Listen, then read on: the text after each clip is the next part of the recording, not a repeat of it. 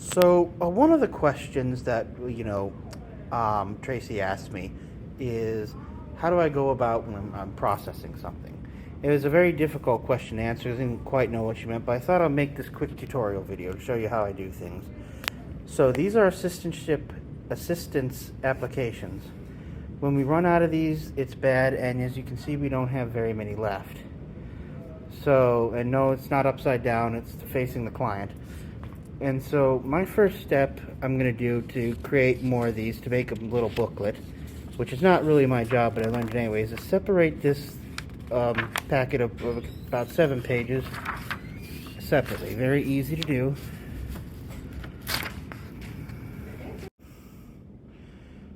Alright, so first thing we're going to do is check paper. This is a bit of a cheat code because I checked it earlier. Then I'm going to hit copier.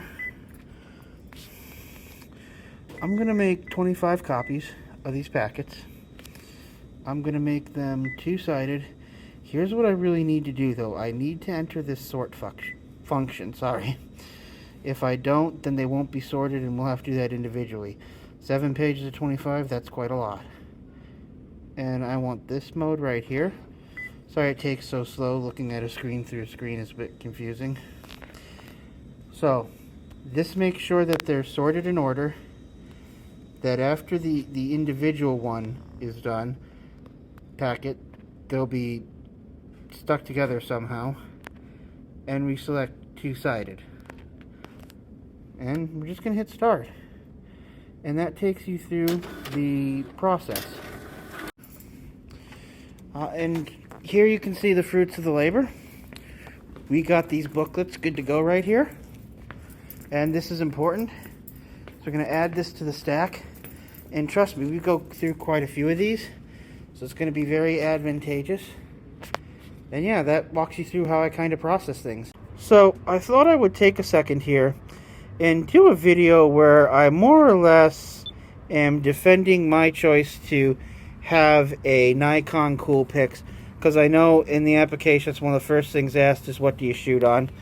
So I imagine there's going to be people who have a lot of really better high-tech cameras than this one, but there's a couple things that make the Nikon Coolpix ideally suited for what I do and how I got started with the investigation and all that.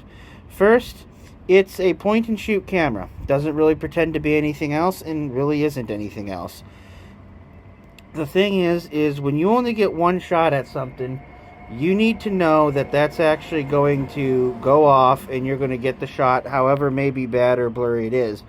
You only get one chance. And a lot of the higher end cameras, many of the lower ones, it's very hard to do that because of the firmware built into them and the imaging software and all that.